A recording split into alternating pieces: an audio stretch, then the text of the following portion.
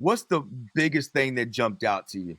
Obviously, there's a cultural difference, but what's the one thing that slapped you in the face? Like, yo, we better get a hold of this fast and figure this out, like right now. Yeah, I think one of the biggest things was just, you're in shock because you can't read anything, right? Like Mm, if you go to a Latin country, you might be able to understand signs a little bit because the alphabet is the same, right? right.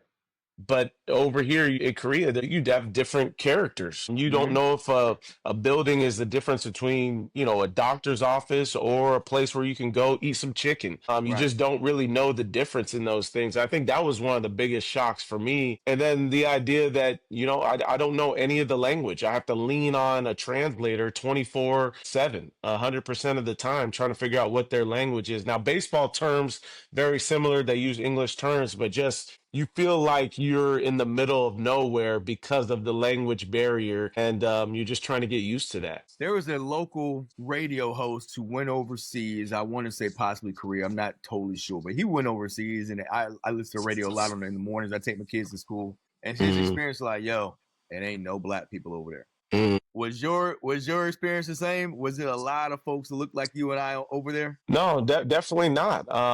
Stuck out like a sore thumb. Luckily for me, like guys had played over there, whether it be Latin players, Yeah, yeah, black players. So it wasn't anything to where I felt uncomfortable, but I right. definitely knew I was going to stick out it.